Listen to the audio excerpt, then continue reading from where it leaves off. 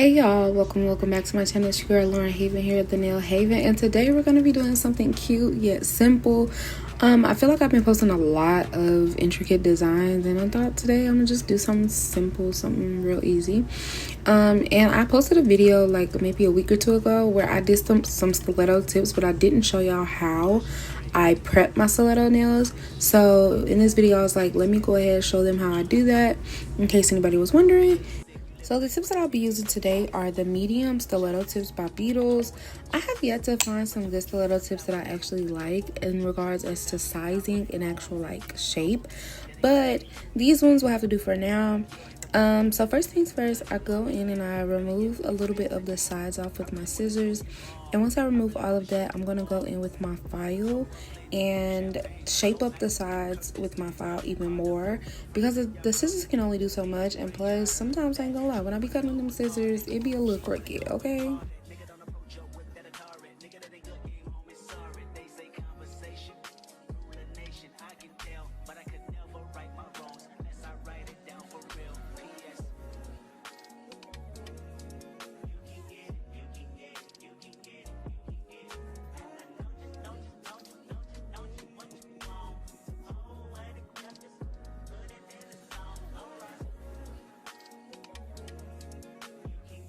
So during the shaving process, I also take the time to buff the surface of the nail with my file. I like to do this because I want to make sure that the polish has something to grip onto.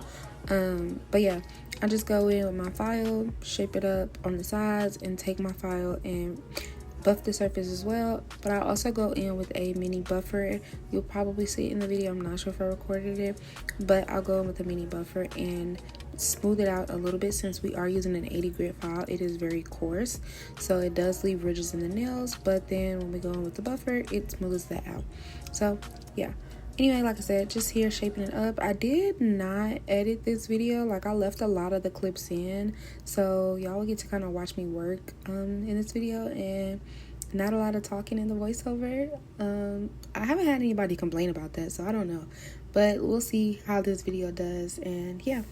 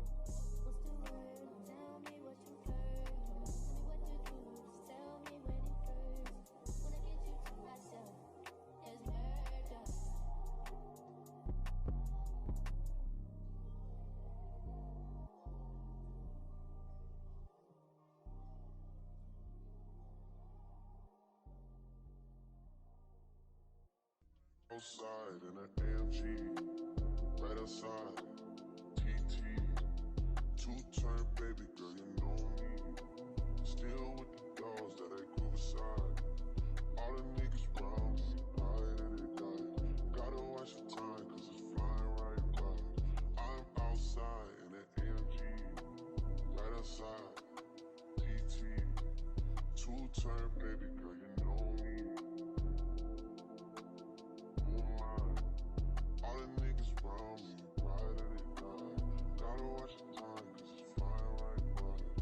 just caught a shorty off a Finsta. Just the one I'm really a Now that I'm done with the shaping and the buffing, I'm going to take my dust brush and remove all the excess dust from off the nail. And now we're going to go in and start our base application. So first I'm going to start off by taking a lint-free wipe and spraying a little bit of alcohol on it to remove the micro dust that the nails might have on them. And then we're going to go in with a layer of base coat. I know some people like to use base coat and some people don't. They don't think it's necessary. I don't know. I feel like base coat is just like an extra added layer of strength. It's almost, to me, I use it as if it's like the glue. So it's kind of up to preference if you want to use base coat or not. But like I said, I do. But yeah, I'm just going in with my layer of base coat. And then after I apply that, I'm going to cure that for 60 seconds. all the niggas round me, ride or die. Gotta watch your time, cause it's flying right by. Two-turn, baby girl, you Next up, I'm going to go in with my layer of builder gel. This is what I use to give my nails strength. I do not use acrylic. However, I feel as if builder gel can still give you that acrylic feel if you know how to use it properly. I usually go in with 2 layers on my stiletto. Well, the way that I do my builder gel layers is anything that is medium and shorter will get 1 layer. Anything that is long and longer will get 2 layers, just to make sure that that strength is there because of the length. So usually, like I said, I would do 2 layers because this is considered long stiletto, but because these are my personal nails, I only did 1 layer.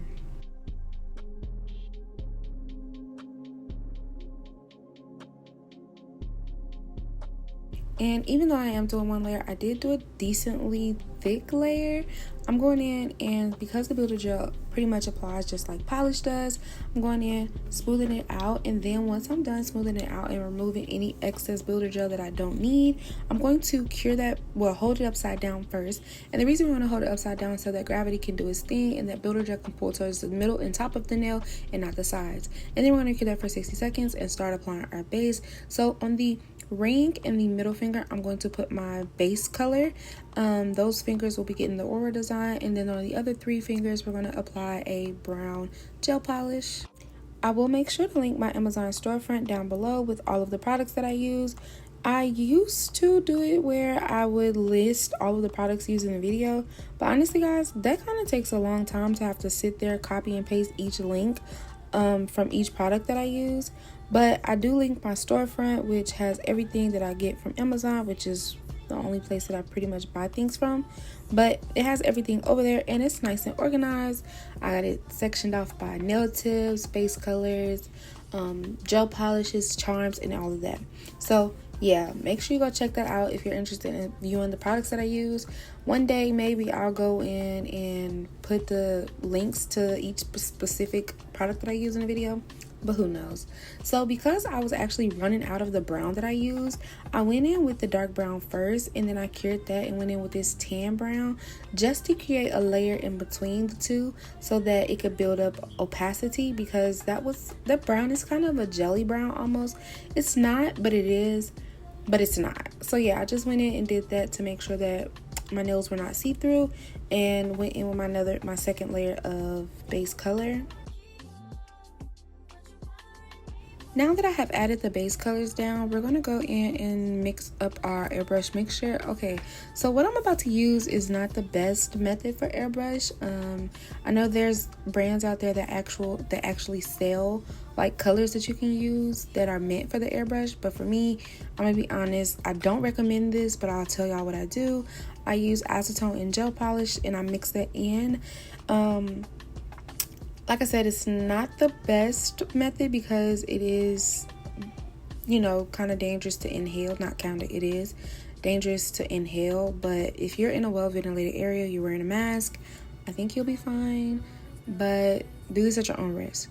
So I went in and I mixed that brown that we used for the solid color nails and that tan and a little bit of this dark brown, because I didn't want it to be super duper dark, but I didn't want it to be super duper light. So I made it in between shade, and we're gonna mix that up. And once I get it to like the color I like, I'm gonna go ahead and start applying it on my brush.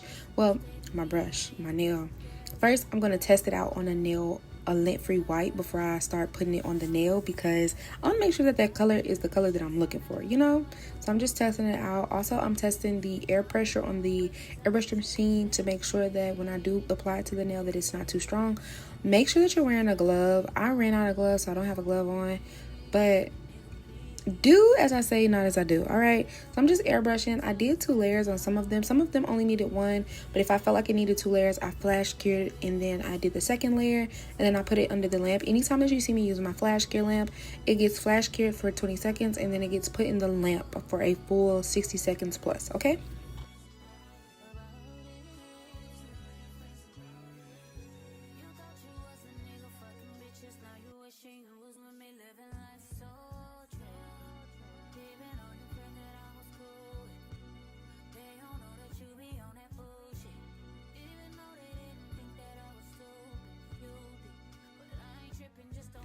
Now that we're finished with the aura, I'm going to go in with my base coat, and I'm going to base coat everything.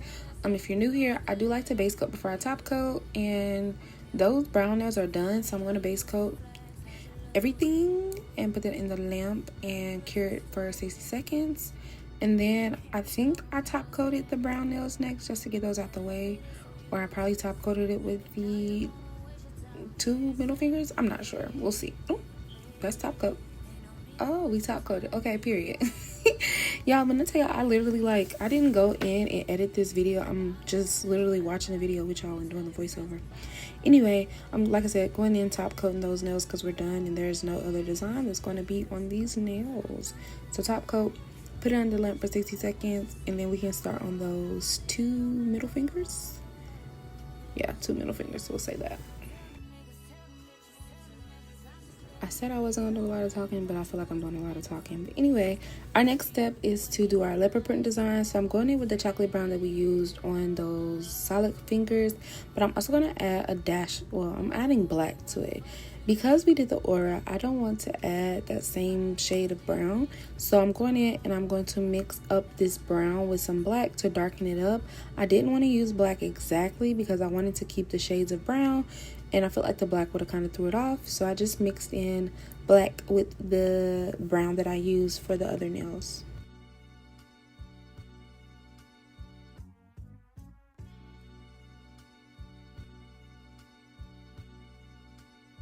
So because I don't want the design to bleed and we just apply a base coat, I'm going to wipe it off, remove the sticky layer, so that when I go in and do this design, it doesn't bleed and it doesn't like start to spread, I should say. So going in with this small liner brush, I'm going to start making these C-curved prints, I guess. Leopard print is really easy. All you're doing, like I said, all you're doing is just a bunch of C-curves.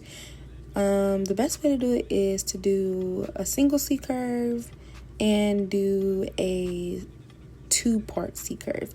So let me see, I think this might be a 2-part. So I'm doing one side. Oh yeah, I guess it's close enough. But as you see, like, they're not connected, but they're, you know, facing each other. That's what I mean by 2-part. I don't know how else to explain it. Hopefully y'all can see what I'm doing in the video and it makes sense. But yeah, I'm just going around doing that. I try not to put 2 of the same, you know, shape next to each other, because you want it to look you don't want it to look perfect. You want it to look as natural as possible, sloppy, whatever you want to call it. Yeah, so I'm doing that throughout the whole nail, and then I will add little dots where I feel like it could use a little bit of, you know, design, and it felt a little too bare. But yeah, so I'm gonna do this for both of the middle finger and the ring finger. And yeah, if I say "and yeah" one more time.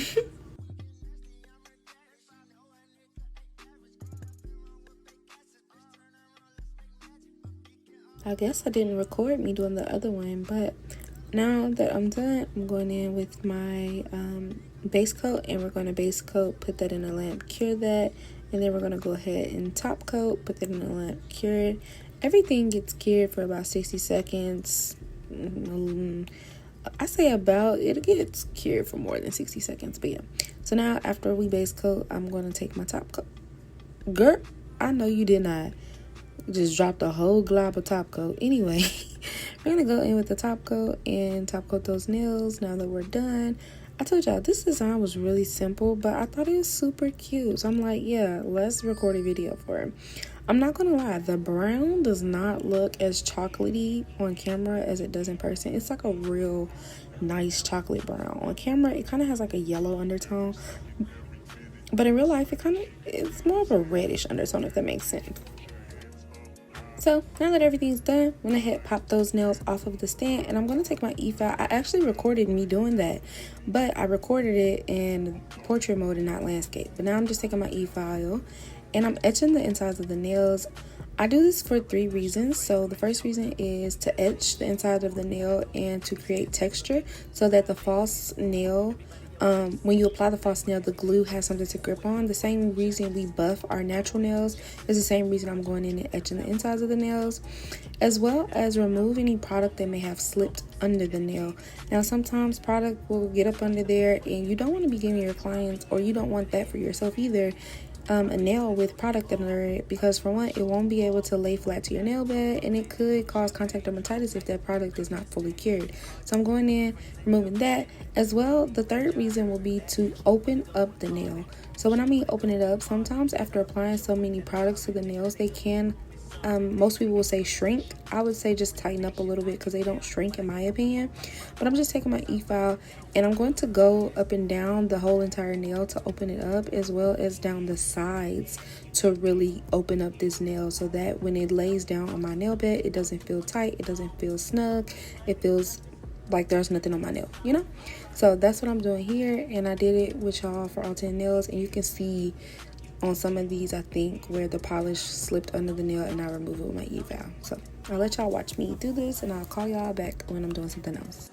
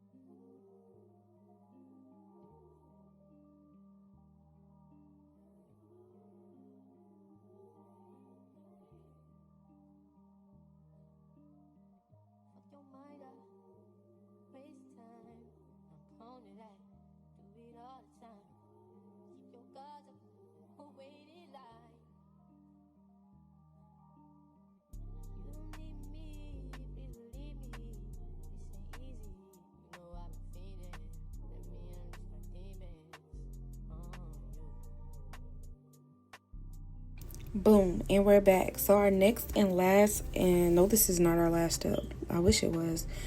Our next step is to take a 180 grit file, and I'm going to run the nails across the file because, once again, polish can slip up under those nails. When I do this, I'm removing the product from the sides of the nails and making sure that everything is smooth. There's no bumps, lumps, clumps, whatever you want to call it. And I'm going to do this for all of the nails, and it's just a quick little 1-2 back and forth motion. Like I said, on a 180 grit file, you want a soft grit file because you don't want to create ridges, you want to smooth it out, okay?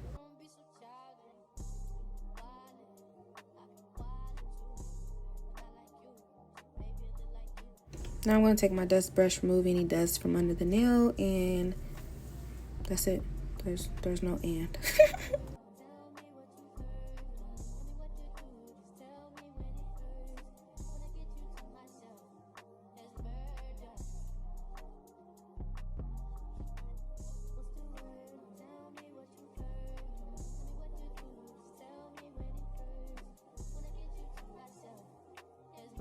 Trust the process. I know you're probably thinking, why are you pulling out a Q-tip? That's because I'm going to take acetone and I'm going to clean the undersides of the nails. Now, as y'all saw on this nail right here that I just cleaned, it looked ashy at the bottom and glossy at the top. So when I go in with acetone, I'm removing that ashy look.